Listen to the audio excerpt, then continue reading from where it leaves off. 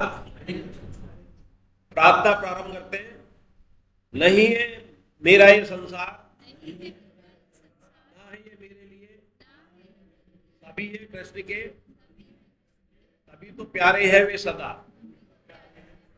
मेरे तो है कृष्ण केवल, दूसरा न कोई, जैसा भी हूं उन्हीं का हूं, शरण में हूं उनकी सदा। सुख दुख नहीं जग में, सिर्फ है परिस्थितियां, है सभी प्रसाद प्रभु की, लौ लगे कृष्ण से सदा। सच्चिदानंद रूपाय विश्वोत्पत्ति हेतवे तापत्रय विनाशाय श्री कृष्णाय वयं नमः।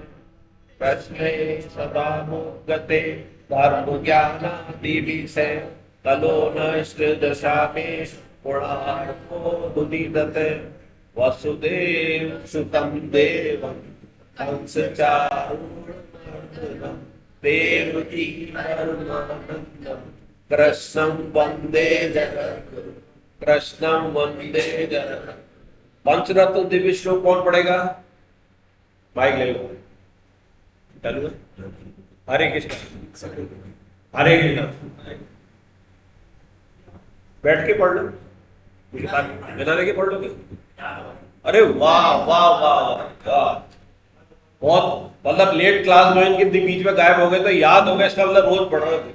Very good.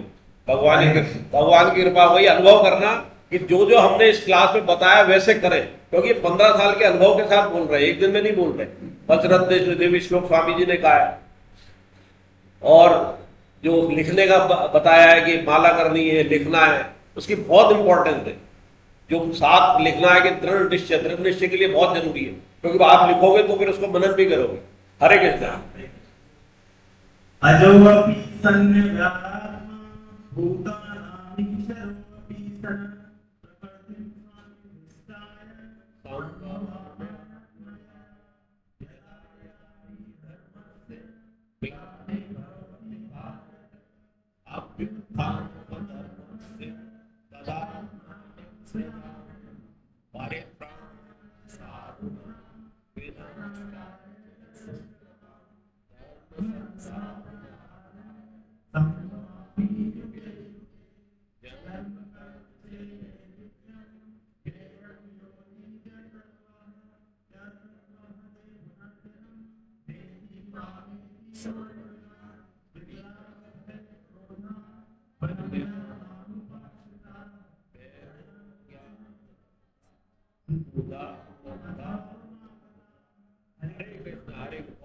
बहुत बढ़िया। बिना देखे पढ़ा है, इसका मतलब आप सब भी प्रयास करें बिना देखे पढ़ने का।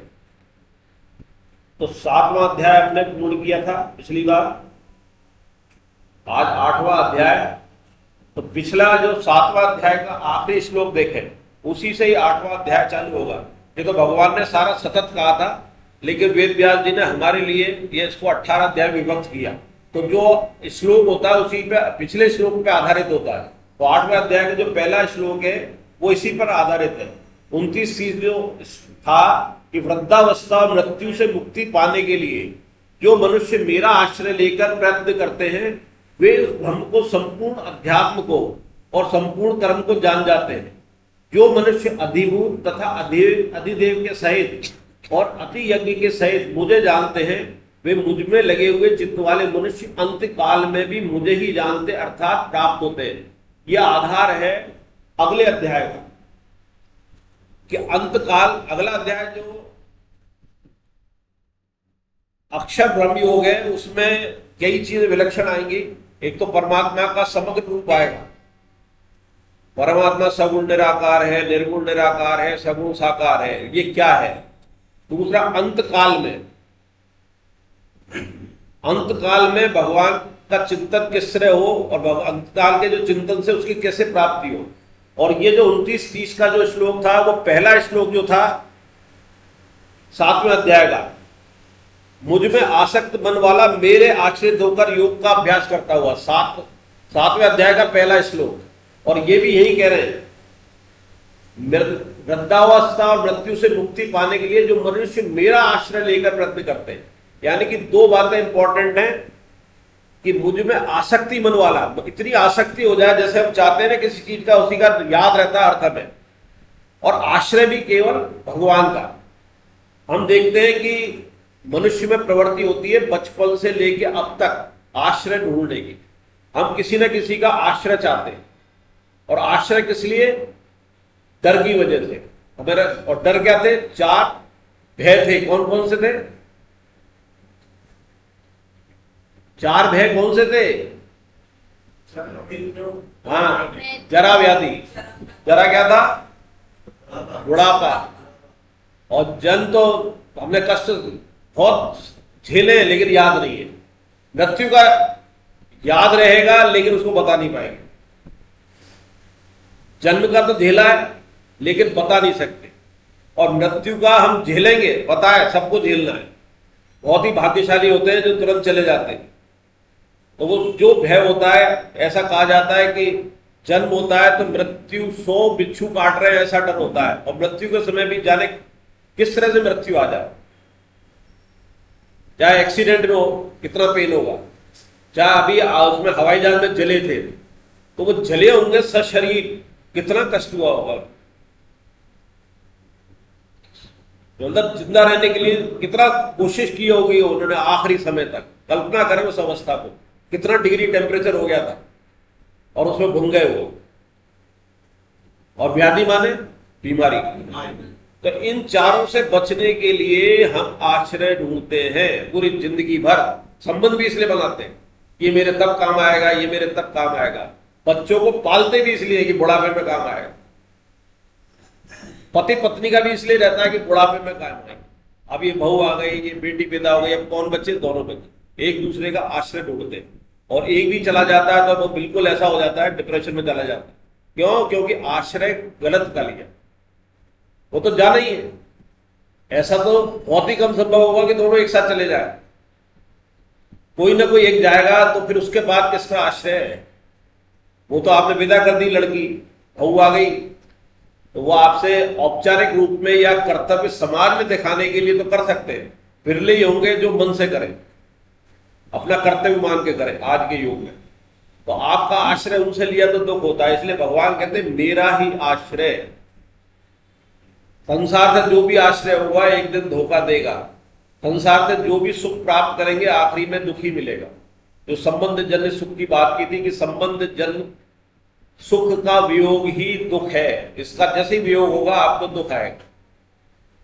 तो इससे संबंध तो सेवा का रखें, कर्तव्य कर्म का रखें, लेकिन आश्रय किसका? भगवान का। ये आश्रय शब्द भी भगवान ने कई बार लिया, और आखिरी में जो कहेंगे जब पटाक्षेप करेंगे गीता जी का, तब सारे धर्मों का आश्रय छोड़कर तुम मेरा आश्रय ले ले, ये कहेंगे। सारे धर्मों का आश्रय, उस धर्म में सब आ गए, हमारे रिश्ते भी आ गए, संबंध भी आ गए, कर्तव्य कर्म भी आ गए। इन सब का आश्रय छोड़कर मेरा आश्रय ले ले। तो ये आश्रय शब्द बहुत इंपॉर्टेंट है। अब अक्षर ब्रह्म योग, तो इसमें जो शब्द आए थे, अधिभूत आया, अधिदेव, जिसकी पिछली क्लास में हमने कुछ चर्चा कर ली थी, अधियज्ञ आया। तो अब ये इन सबसे समग्र रूप भगवान बताएंगे अपना। तो अक्षर ब्रह्म, अक्षर मतलब अक्षर जिसका क्षय नहीं हो, और क्षय नहीं हो वो कौन है? परमात्मा है। और ब्रह्म, परम ब्रह्म, निराकार, निर्गुण निराकार का स्वरूप है, जिसको हम ओम के रूप में भी कहते हैं, प्रणव के रूप में भी कहते हैं। जो निर्गुण निराकार वाले हैं वो ओम की, क्योंकि निर्गुण निराकार में भी ओम की महत्वता आती है। हालांकि निर्गुण निराकार में ओम भी नहीं रहता है, तो ओम में भी कोई आकार ध्वनि आती है। निर्गुण निराकार में ना कोई ध्वनि है, नो कोई शब्द है, पर वो ओम को निर्गुण निराकार में माना जाता है। तो अक्षर ब्रह्म और शब्द परमात्मा के निर्गुण निराकार, सगुण निराकार, सगुण साकार के हैं। इन तीनों में से किसी भी स्वरूप का चिंतन करने के साथ परमात्मा के साथ योग हो जाता है, जो कि हम 3 विधाओं के द्वारा करता है, ज्ञान योग, कर्म योग और भक्ति योग। अतः इस अध्याय का नाम अक्षर ब्रह्म रखा गया है। अपने दैनिक कर्तव्य कर्म पालन करते हुए मानव जीवन के लक्ष्य कैसे प्राप्त किया जाए, ये जीवन जीने की कला इसमें बताई गई है। अच्छा, ये अध्याय बहुत महत्वपूर्ण है। संपूर्ण गीता के सार रूप महावाक्य मामनुसार युद्ध च, 8वें अध्याय का 7वां श्लोक, कहते हैं इसको महावाक्य कहते हैं। इसको ही जीवन में उतार लो तो पूरे गीता का सार आ गया। अभी इस श्लोक पर चर्चा करेंगे।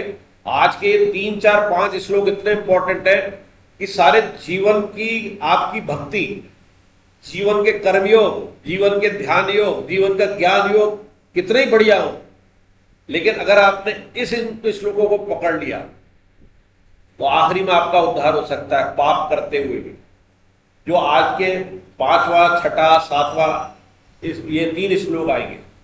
तो अर्जुन अब प्रश्न करते हैं, श्लोक करें पहला और दूसरा, कौन पढ़ेंगे? वाह वाह, ओके जी, बहुत अच्छा।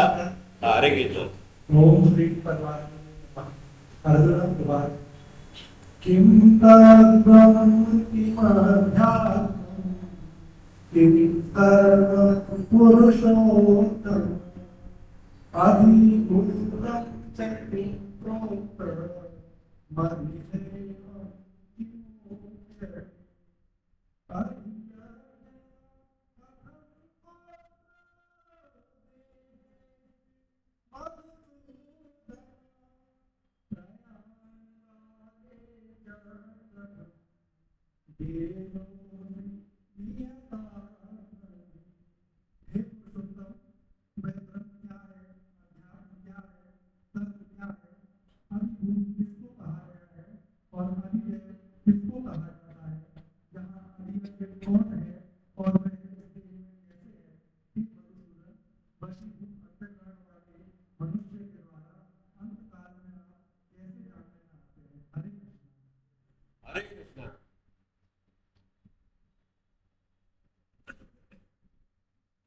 अर्जुन इसमें 7 प्रश्न पूछते हैं।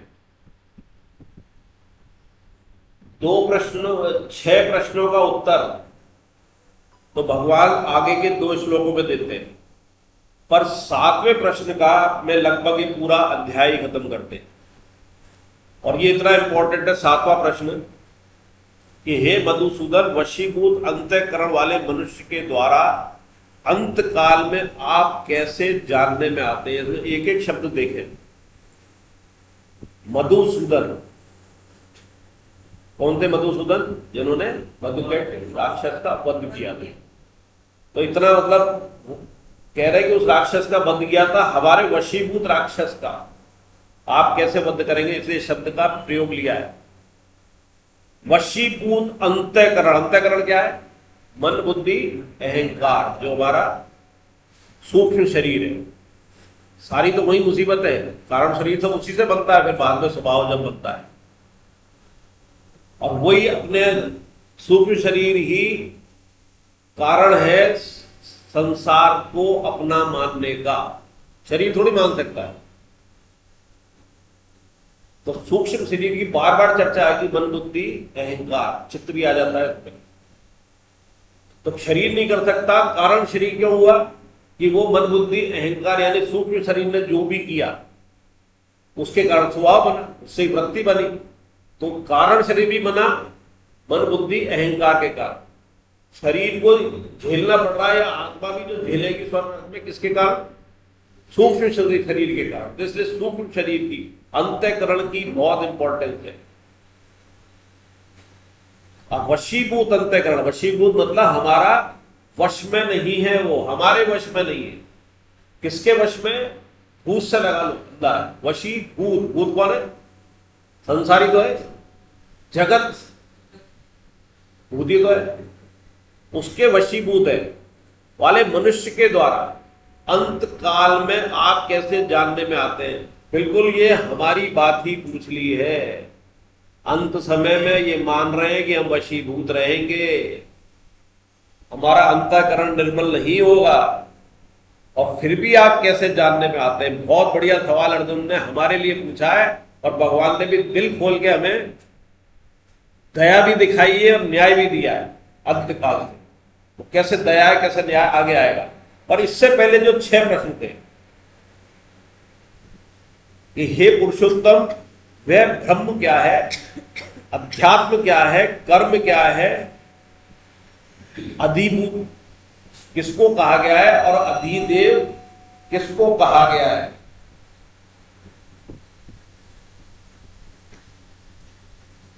तो यहां अधियज्ञ कौन है और वह इस देह में कैसे है। हे मधुसूदन, वशीभूत अंतःकरण वाले मनुष्य के द्वारा अंतकाल में कैसे जानने में आते हैं, यह हमने चर्चा कर ली। तो पुरुषोत्तम, पुरुषोत्तम पहला शब्द इस्तेमाल किया है कि पुरुषों में उत्तम, जिसपे कि 15वां अध्याय कहा गया है पुरुषोत्तम योग। भगवान ने अपने आप को पुरुषोत्तम क्यों कहा है? अगर आत्मा परमात्मा एक होती तो भगवान पुरुषोत्तम है, मतलब आत्मा से उत्तम है। जिसमें उन्होंने कहा है कि मैं क्षर से तो अतीत हूं और अक्षर से उत्तम हूं। यहां तो अक्षर योग की बात हो रही है, अक्षर योग की। लेकिन जब 15वां अध्याय आएगा तब ये कहेंगे कि मैं क्षर, क्षर यानी संसार, जगत, अपरा। अपरा क्या था? मन, बुद्धि, अहंकार और 5 महाभूत। कौन कौन से? हाँ, तो ये अपरा प्रकृति, ये क्षर भी है। क्षर मतलब जिसका नाश होगा। तो भगवान उस अध्याय में कहेंगे कि मैं उससे तो अतीत हूं और परा से उत्तम हूं, यानी कि आत्मा से उत्तम है।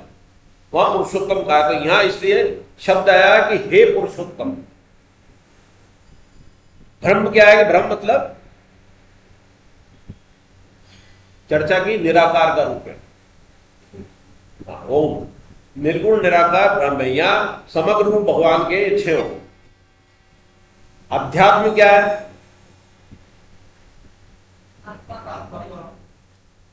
आत्मा, जीवात्मा, वो अध्यात्म। तो वो भी भगवान का रूप हो गया, ब्रह्म भी भगवान का रूप हो गया। फिर अधिभूत, अधिभूत क्या है? अभी चर्चा की पांचों जो है कौन?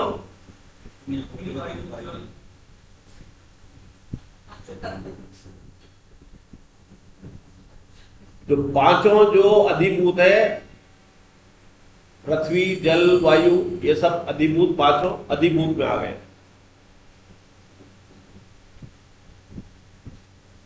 प्राणियों की अपन अभी पहले ही पढ़ रहे हैं तो हाँ, तो इसका उत्तर आगे आएगा। तो ये पांचों हो गए। अब इसके बाद जो इसमें उत्तर देंगे तीसरे चौथे में देंगे भगवान। तो तीसरा चौथा कौन पढ़ेगा? पढ़ो।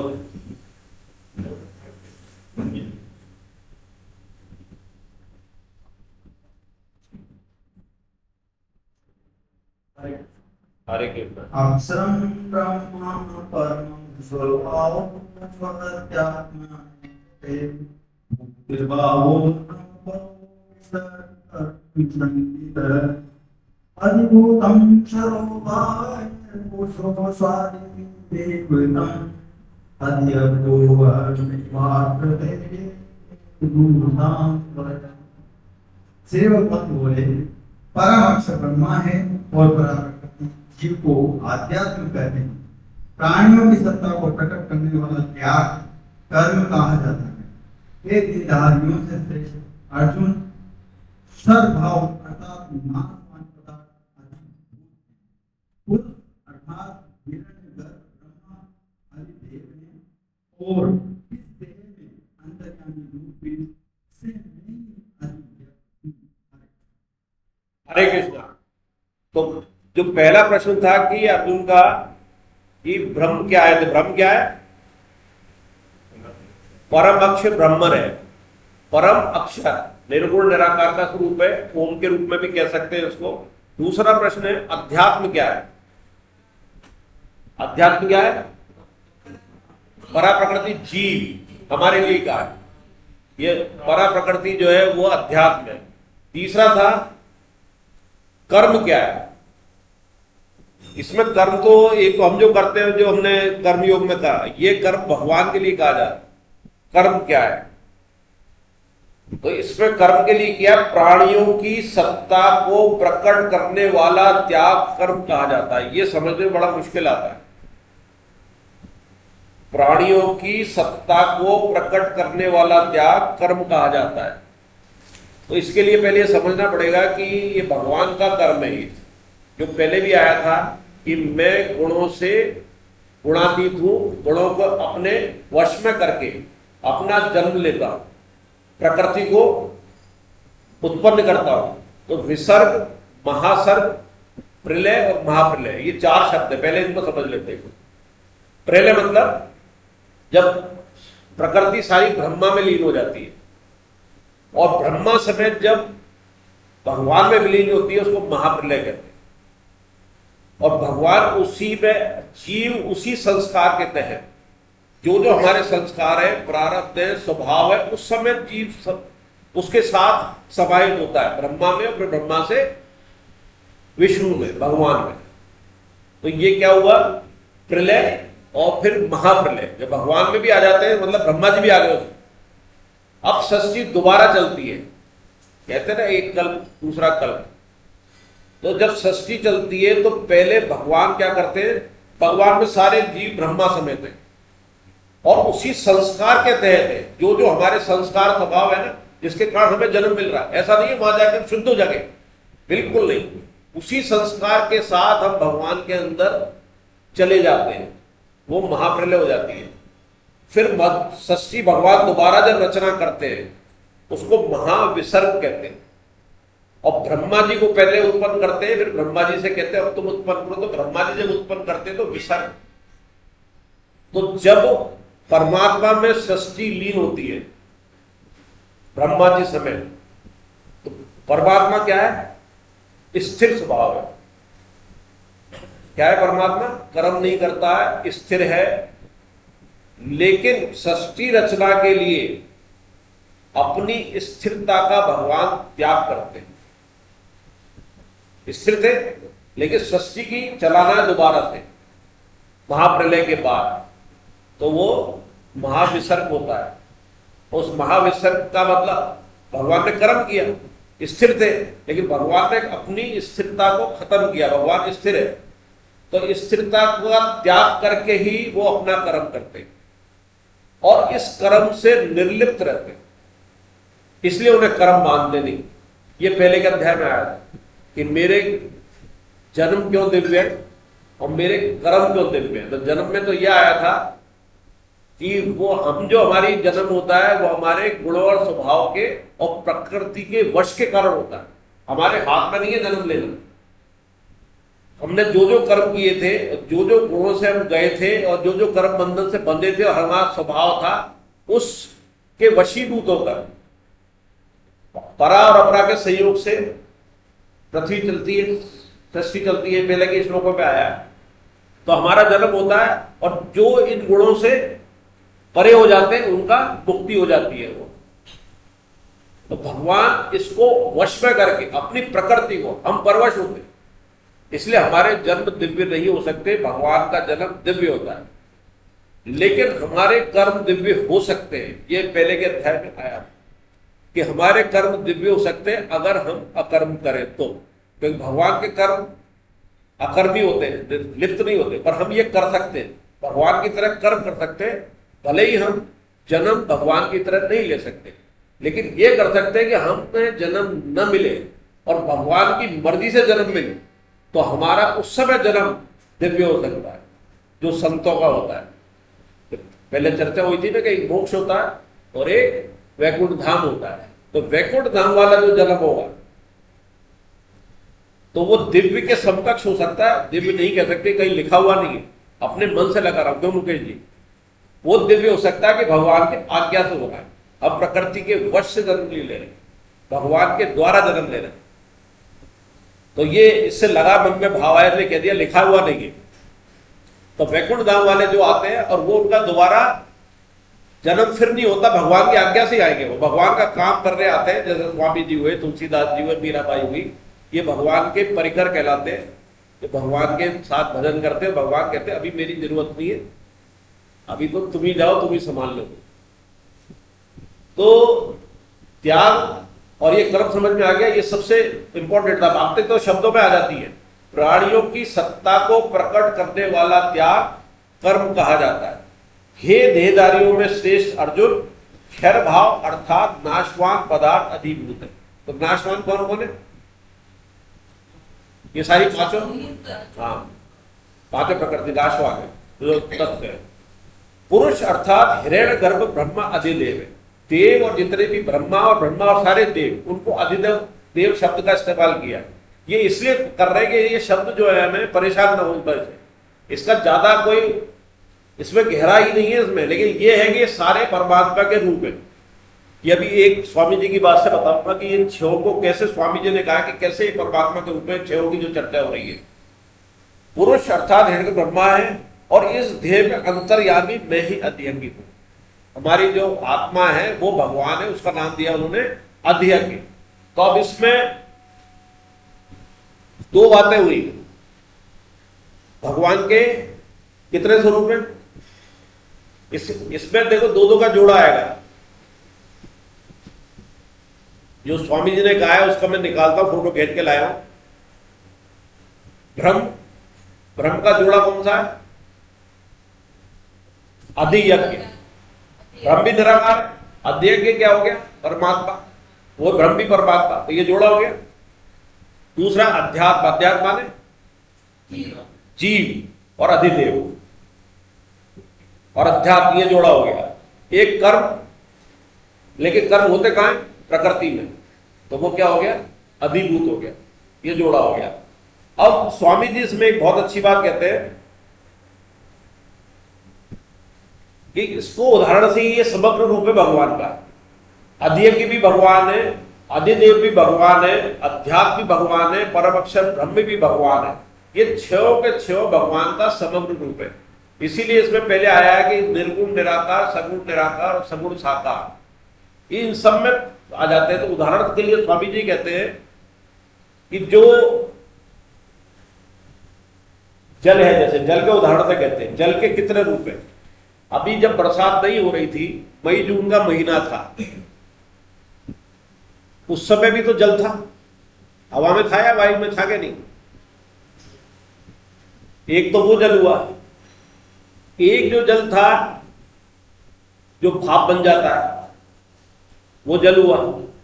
तो जो जल दिखाई नहीं दे रहा था मई जून में तब भी था, वो क्या था? ब्रह्म, निर्गुण निराकार। और जब वो भाप बनता है तो वो क्या हो जाता है? विष्णु, सगुण, विष्णु बन जाता है। और फिर वो बादल का रूप ले लेता है। बादल के भगवान उसे ब्रह्मा जी को आज्ञा देके करते ना, या अब तू प्रकृति का कर, पर वो बादल बने कहां से? उसी भाप से। और भाप कौन थी? वो निराकार ही था। तो निराकार कौन था? जब दिखाई नहीं दे रहा था मई जून वाला जल, वो ब्रह्म था। लेकिन जब उसकी भाप बनने लग गई, जब थोड़ी सी कहते हैं ह्यूमिडिटी आने लगी, वो क्या हुआ? विष्णु। विष्णु ने क्या किया? महासर्प के साथ विसर्ग किया ब्रह्मा जी के लिए, वो बनाया बादल। तो बादल क्या हो गए? अधिदेव। वो क्या हुआ? परम अक्षर ब्रह्म। और जो भगवान हुए वो क्या हुए? अधियज्ञ, व्यापक विष्णु। कौन? जो भाप बनी। अब बादल रूप में आ गए। अब किसको? अध्यात्म को प्रकट करना है, किसको? जीव को प्रकट करना है। तो जीव प्रकट करना क्या हुआ? बूंदी, बूंद रूप जल। और जो क्रिया हुई वो क्या हुआ? सत्ता को प्रकट करने वाला त्याग। ये सक्रम हो गया। और जो बर्फ बन जाती है वो क्या हो गया? अधिभूत, दिखाई देने लग गया संसार के रूप में। तो जल के उदाहरण से स्वामी जी ने, इसलिए मैं फोटो खींच के लाया कि इन छहों में बताया कि समग्र रूप भगवान का, जैसे जल के 6 रूप थे, क्रिया भी हुई बादल के रूप में। तो क्रिया क्या हो गई? कर्म हो गया। तो यहां तक ये समझ में आ गया। ये थोड़ा कठिन है, इसलिए इसमें इतना जोड़ दिया जा रहा है, क्योंकि अधिदेव अधियज्ञ सवाल आएगा तो पहचान नहीं पाएंगे उसको। लेकिन ऐसे समझ लेंगे कि परम अक्षर ब्रह्म है। अब अधियज्ञ बिना देखे कौन बताएगा? गौरव बताओ, अधियज्ञ क्या है? अरे तुमसे बोले पूछा। विष्णु, ईश्वर तो उसमें भी है, हालांकि ब्रह्म को ईश्वर नहीं कहे। हाँ, और अधिदेव कौन है? आत्मा। तो क्लास में ध्यान नहीं है, ब्रह्मा जी की बात नहीं, किताब खोल रखी है ना। आत्मा क्या है? चलो अब उत्तर दो, आत्मा क्या है इसमें? सर आत्मा इन शब्दों में, 6 शब्दों में कहां है? अध्यात्म। आ गया समझ में? फिर पूछूं, त्याग क्या है इसमें? अभी त्याग की बहुत चर्चा की। त्याग क्या है? प्राणियों की सत्ता को प्रकट करने वाला त्याग। क्या त्याग किया? त्याग का मतलब हम छोड़ते हैं कोई चीज हमारे अंदर है और उसको हमने छोड़ दिया, त्याग कर दी। वो मेरे अंदर बेईमानी है, मैंने छोड़ दी। क्या करा मैंने? बेईमानी का त्याग किया। तो क्या त्याग है इसमें? भगवान का। भगवान स्थिर है ना, अचल है ना। भगवान ने हमारे लिए, ये संसार चलाने के लिए अपनी स्थिरता का त्याग करके महाविसर्ग किया। ब्रह्मा जी को बनाया, ब्रह्मा जी ने विसर्ग किया। तो अपने जो स्थिति का त्याग करा, किससे करा? भगवान ने किया। ये प्राणियों की सत्ता को प्रकट करने वाला त्याग। इसको अच्छे अच्छे गीता मनीषी नहीं बता पाएंगे, जो गीता का वाचन करते ना, इस शब्द को नहीं बता पाएंगे। ये स्वामी जी ने इतना क्लियर किया।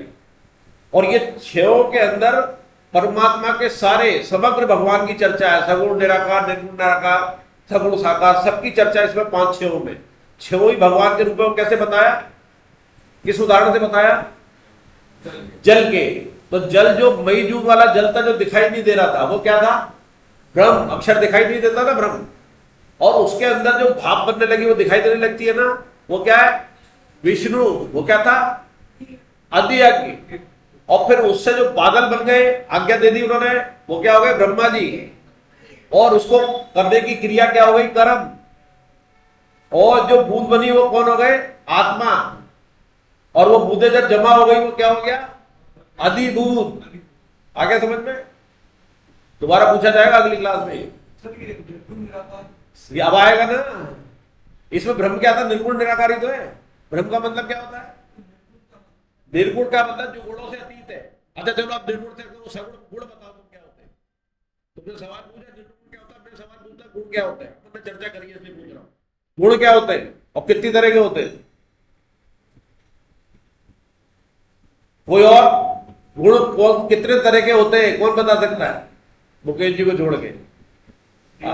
हाँ अमित। हाँ, 3 गुण। और ये 3 गुण प्रकृति का हिस्सा है। हम इन्हीं के वशीभूत चलते, जितने भी कर्म है हम इन्हीं के जरिए करेंगे। और तीनों बहुत जरूरी है, बिना तीनों के जीवन नहीं चलेगा। बैठ जाओ। अच्छा, ये अपने जीवन में आज के 24 घंटे में सतोगुण क्या है, रजोगुण क्या है, तमोगुण क्या है? 24 घंटे में हम तीनों में जीते, कोई बता सकता है? और तीनों जरूरी भी है, लेकिन इसको जब पार पा जाते हैं, तब हमारा ब्रह्म को प्राप्ति होगी, भगवान को प्राप्ति होगी। इनसे गुणों से ऊपर हो जाए। सतोगुण सबसे बेस्ट होता है। सतोगुण में हम ये तप कर रहे हैं, दान कर रहे हैं, ये गीता जी पढ़ रहे हैं, ये सब सतोगुण है। लेकिन इससे भी ऊपर उठ जाए, ये हम नहीं कर रहे, इससे भी निष्काम हो जाए, भगवान करा रहा है, मैं नहीं कर रहा, तो सतोगुण से ऊपर हो गया, वो छलांग मार जाएगा। तो कौन कौन से 3? सतो, तमो, रजो। तो 24 घंटे में हम सतो, तमो, रजो में रहते हैं कि नहीं रहते?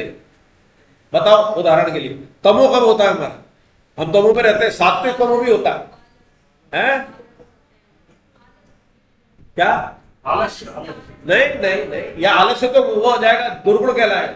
लेकिन सतो तमोगुण जो हमारे लिए जरूरी है, सोना, नींद लेना, तमोगुणी तो है वो।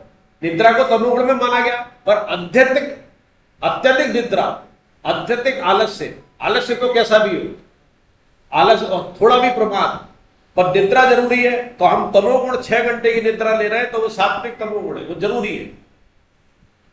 रजोगुण कब होता है हमारा? दिन भर में 24 घंटे की पूछ रहे हो, बहुत सिंपल हो जाएगी बात है। रजो कब होता है? नहीं, व्यापार, लेना देना बराबर का होता है ना रजो में। जो हमारा स्वभाव है सबका, बार बार आता है ना कि मनुष्य का स्वभाव रजोगुणी है। जिंदगी भर व्यापार भी तो लगे, जिससे बढ़िया उम्मीद है उससे संबंध जोड़ेंगे, चाहे वर्तमान में जोड़े, चाहे भविष्य के लिए देखें कि बाद में काम आएगा, तो उसको अभी से संबंध बना के रखते हैं उससे। अभी ट्रांसफर होकर लिस्ट आ गई था, ये कलेक्टर था, भाई अरे यार इतने पुराने संबंध है, काम आ सकते, जबकि अभी कोई मतलब नहीं है। तो ये क्या? रजोगुण हो गया। व्यापार कर रहे हैं, कोई भी धंधा बिजनेस कर रहे हैं, वो रजोगुण। लेना देना। और सतोगुण क्या है? सेवा। सेवा तो कभी भगवान की भक्ति भी सतोगुण में, जो निष्काम सेवा आ गई वो सतोगुण हो गया। भगवान से बिना मांगे की आ गई, और आखिरी में ये किया कि तूने करा लिया, अपना संबंध बिल्कुल खत्म कर दिया, तो हम इससे छलांग लगा। तब हम भगवान की श्रेणी में आ गए कि हमने गुणों को ही छलांग लगा दी, गुणों से अतीत होते ही भगवान जैसे हो गए। आ गया समझ में? कितना सिंपल है। देखिए उलझे रहते हैं, लेकिन जब पढ़ेंगे ना गुण त्रय विभाग वो आएगा तो उसमें आएगा कि कब तमोगुण नुकसानदायक है, कब रजोगुण नुकसानदायक है, सतोगुण भी नुकसानदायक है। हमें इसका बल हो जाए, अभिमान हो जाए, मैं इतना दादी, मैंने इतना तप किया, तो घमंड तो सबसे भगवान को पसंद ही नहीं है। तो आ गया, आगे बात का चली थी अपनी निर्गुण पे। अब तुमने निर्गुण पूछा था, तो निर्गुण, अब निराकार क्या है उसका संधि विच्छेद कर लो। निराकार क्या है? जिसका कोई आकार नहीं। सगुण क्या है? जो हमारी तरह गुणी हो जाए और साकार रूप में आ जाए। तो सगुण साकार का उदाहरण दे दो भगवान का कोई, कौन बताएगा? हाथ खड़ा करो, सगुण साकार का उदाहरण। हाँ, सब जितने भी भगवान जिन्होंने प्रकट हुए वो सगुण साकार है। और सगुण निराकार का दे दो, ये सबसे कठिन है। निर्गुण निराकार तो सिंपल, सगुण साकार बहुत सिंपल। निर्गुण निराकार ब्रह्म जो दिखाई न दे, जिसका कोई आकार नहीं, निर्गुण है, और उसकी इसीलिए साधना कठिन है। कौन सा योग है निर्गुण निराकार का? कौन सा योग है? हर हाथ खड़ा करके बताएगा निर्गुण निराकार के लिए कौन सा योग किया जाता है? अरे तीन ही तो है, ज्ञान योग, कर्म योग, भक्ति योग। ज्ञान योग, भक्ति योग निर्गुण निराकार का थोड़ी सगुण साकार का, इसीलिए तो है भगवान भक्ति के लिए। तो सगुण निराकार सबसे कठिन आता है। सवाल यही आएगा सगुण निराकार समझ में नहीं आया, तो स्वामी जी दो एग्जाम्पल से कहते हैं। आकाश है, आकाश का कोई आकार, कोई आकार नहीं, कहीं तक चला दो, निराकार है, लेकिन उसके अंदर गुण है। क्या है? शब्द। पांचों भूतों के एक एक गुण है। पृथ्वी का क्या है गुण? कौन बताएगा? पृथ्वी का गुण क्या है? गर्म। अग्नि का क्या है गुण? तेज। वायु का क्या है? वेग। और स्पर्श का क्या है? जल का क्या है? रस। ये आएगा, आगे आगे आएगा, लेकिन अपन पहले चर्चा के लिए क्लियर होते थे फंडा। ये अगर क्लियर हो गए, गीता जी क्यों कठिन लगती है? क्योंकि उसके शब्द हम समझते नहीं और आगे चल लेते। जब शब्द समझ में आएंगे तो दिक्कत नहीं आएगी। तो सगुण साकार समझ में आ गया भगवान का, निर्गुण निराकार आ गया, और सगुण निराकार का आकाश के उदाहरण से भगवान स्वामी जी कहते हैं कि ये प्रकृति भगवान का रूप है कि नहीं? रूप है कि नहीं है? तो क्या है ये? सगुण है। नहीं, सगुण साकार तो भगवान लेते हैं। सगुण निराकार मतलब इस प्रकृति का कोई आकार है क्या? कोई आकार नहीं है, पर गुण में ही है। तो सगुण निराकार अगर प्रकृति के रूप में भगवान को मान रहे हो तो वो सगुण निराकार रूप हो गया। रहेगा ना यार? आकाश से तो उदाहरण लिया, लेकिन जो भगवान ने समझाया कि प्रकृति में भी तो भगवान देखते हैं वासुदेव सर्वम में, तो ये समग्र की भगवान की चर्चा हो रही है, भगवान सब में। इसीलिए बताएंगे आगे चल के कि हमारा उद्धार कैसे हो सकता है। अब ये 3 श्लोक बहुत इंपॉर्टेंट है। 5 एक एक श्लोक लेंगे, इसको 5